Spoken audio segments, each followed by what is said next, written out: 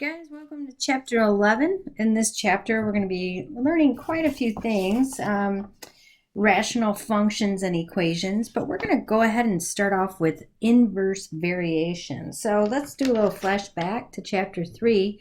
Hopefully you remember this in chapter 3. You learned about direct variation, and this is what the equation actually looks like, y equals k times x. And if you recall, this would be a straight line, So there's a direct relationship between the x and y, and that relationship is determined by what we call k. And k is really easy to find, but these would be straight lines. They can be a positive slope or a negative slope. As you can see right here, we've got two of them, but there is no curvature whatsoever with these types of variations or equations. And hopefully you remember that when x increased, y increased, and that's because of how this function is set up. And as x decreased, y decreased. So if x is going to increase, so is y. If x is going to decrease, y will also decrease. So then this chapter, though, this lesson is focusing on what's called the inverse variation. So it's a little bit different than that. And the thing is, when x increases, y is going to decrease, and that's very different. It's the opposite, right? So there are two ways that we can actually write this equation out. Y equals k over x, or x times y equals k. Both of these equations are going to work just fine for you for what we're doing in this lesson, but I will say I think this equation gets used the most. It's most helpful. So x times y equals k. They're going to be giving you x and y and ask you to find k. So this one seems to make more sense to me mathematically, but you can use both of them. So they are going to give you a table of values, or they're going to give you an equation. They're going to ask you to find out, is this an inverse variation or direct variation? And write an equation that goes with it, or explain your reasoning. So we're going to take a look at this first table here.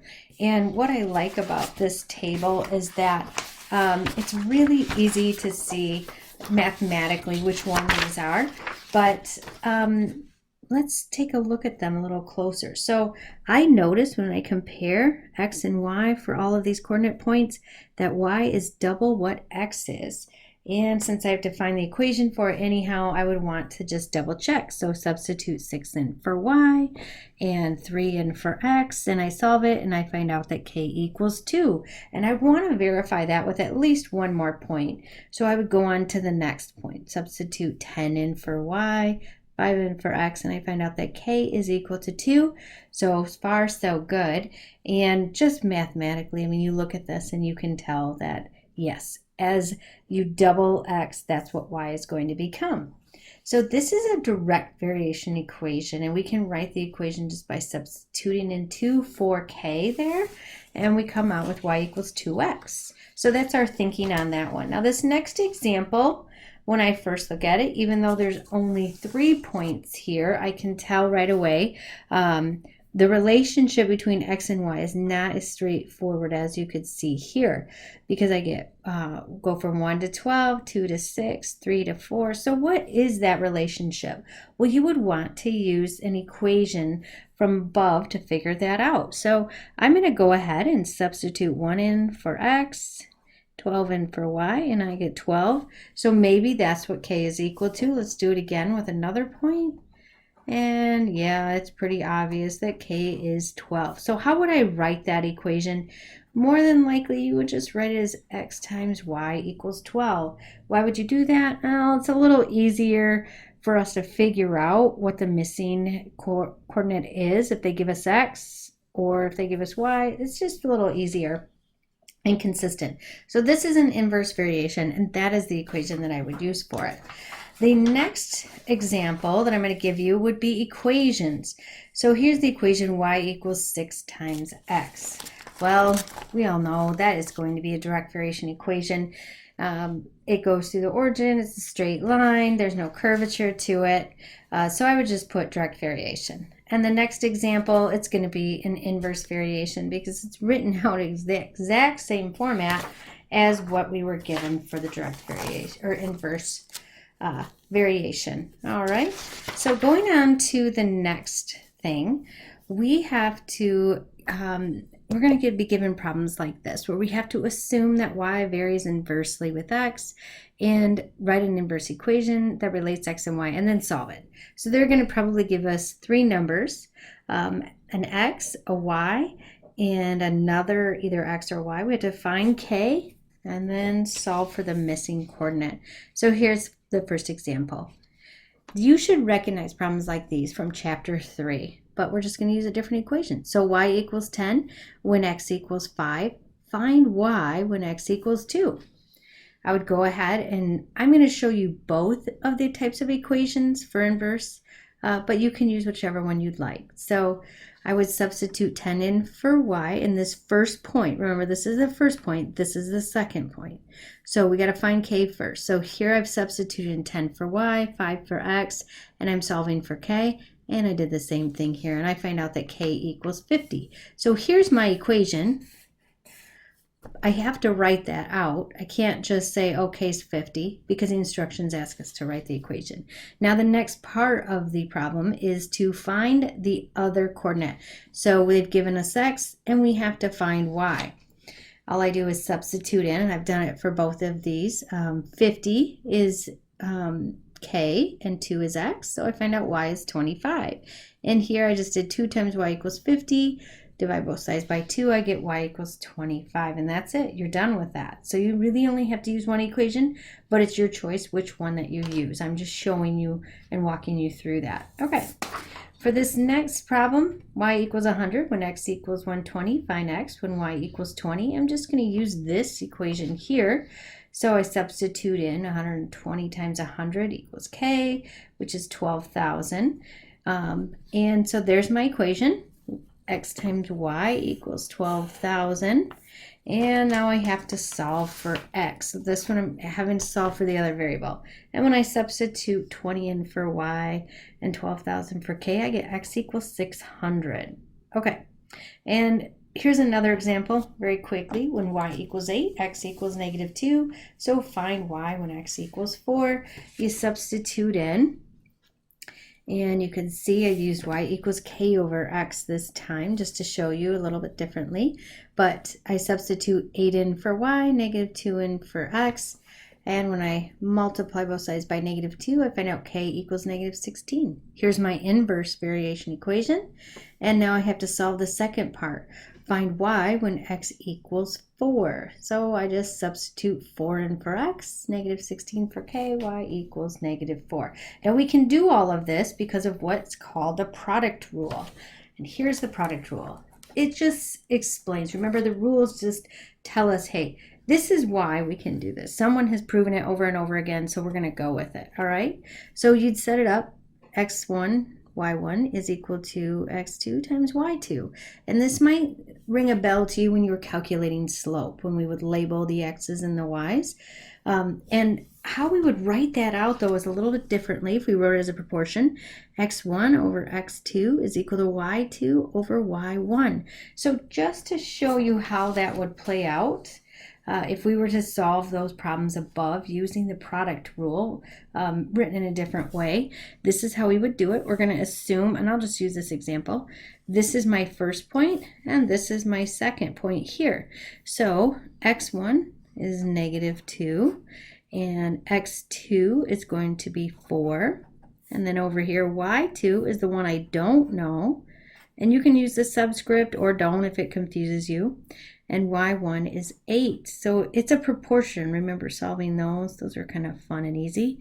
I would cross multiply and I get -16 equals 4 times y, or y equals -4. And it works out that way as well. So product rule or the method that we just did, it's your choice. I don't have a preference for you.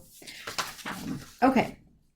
And we're almost to the end of the lesson here. So let's take a look at graphing. Like what are we doing here with the graphing? Well, there's 3 things you're going to be doing. Most of these problems, I'm totally fine with you guys just graphing this on Desmos or your graphing calculator, especially because some of the numbers are going to be quite large or small, and it gets very complicated to try to graph them. But there are 3 steps you would follow if you were doing this by hand, but you always have to do the first part, which is to write the equation. So these are all going to be inverse variations. X times y equals k. So I just substitute in -3 and 9, and I find out k equals -27. So here's my equation. The second step would be to create a table of values that would work for x and y. And remember, these would just be factors of k. They're just factors of k. So it's really easy to do. Now, you can do the math and come up with your own, especially if it's really simple math, or in your graphing calculator. Let me get out of this maybe. I can just put in, well, this is a pretty easy number, but if I can get it entered correctly, -27 divided by x, and I pull up my table of values, and wow, I've got a lot of them here to choose from. And I want to get away from the fractions because fractions aren't really that helpful, or decimals when it comes to graphing. They're more estimates anyways, but I'm not sure why we had to go so far up. But there was a 27 and -1, and as I get closer, you're going to see 9 and -3, blah, blah, blah, blah, blah, on and on and on. Here's a table here. -9 and 3, -3 and 9, -1, 27, 1 and -27, 3, -9, and 9 and -3. 27 and -27 are quite large. So when you go to graph that, you're probably not going to be doing that by hand. You can see the range here. It goes all the way from -9 to a +27. That's quite a big range. So what I'm going to do here is go ahead and plot these points that I've been given or came up with and do the best that I can here. So -9 and a +1, 2, 3, -3 and +9. See if I got an eyeball right. Okay. And -1 and 27, it's going to be way up here. That's not going to work.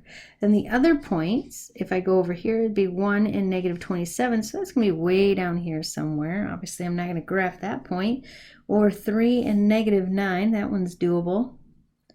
And 9 and a +3. So here's my 9, 1, 2, or -3. Okay, so it looks like I have 4 random dots. How am I supposed to draw a smooth curve here? What would this graph even look like? So that's why we're going to go ahead and come in here to my graphing function of my calculator, or you can use Desmos if you would like. And I've got Desmos pulled up here somewhere. Here we go. Hopefully you can see this. But what I'm going to do here is I'm actually going to enter this equation a little differently. I'm going to convert this equation from x times y equals -27 to be y equals -27 divided by x. It makes it easier to enter in my graphing calculator. So -27 divided by x. I'm going to graph it. I'm not sure if my window is going to be able to show that to me very well. Yep, it looks like it. But I can always zoom out and see what that really looks like. Wow, okay. So we are going to use up the second coordinate, or the second quadrant, and the fourth quadrant it looks like. And I zoomed out quite a bit. So I think I'm going to go ahead and zoom back in and see if I can see those curves a little bit better. So I'm just going to kind of make a guess. It's going to go up like that, and then this one's going to come down like that, and that's pretty good. Now remember that with these types of functions, they're going to get closer and closer to the y-axis without actually crossing it. So you can make it a little bit steeper if you'd like. I'm going to go with what I've got here. They'll also go closer and closer to the x-axis without actually crossing it. So for this lesson, you don't need to worry about hand graphing these, although I did share with you a couple of copies of graph paper if you would like. It's in the lesson plan on the dashboard, and you're more than welcome to use those. All right, and for the last problem, it's a story problem because, of course, they got to have some story problems. So I just want to walk you through how to do this one. The Truesdell family is going to take a drive from their home in Bridgman, Michigan, and they are going to go up to Petoskey, and it takes about 4 hours if they're going to drive an average 45 miles an hour. It's pretty slow. But if they were to drive at 50 miles an hour, how long would it take them? So I set this up using the product rule, which was back here. Let's see if I can show you this real quick. X1 times Y1 equals X2 times Y2. And if I fill this in correctly and I do the math, I'm going to find out. Let's see, this is 180. If I divide both sides by 50, it's 3.6 hours. So make sure you put units on stuff. I know on Connected it won't let you, but it's always nice to have that on there. So a little bit faster if you were going to go a little faster, which totally makes sense. All right, guys, that's it for lesson 11.1 on inverse functions. Good luck. Make sure you email me if you have any questions.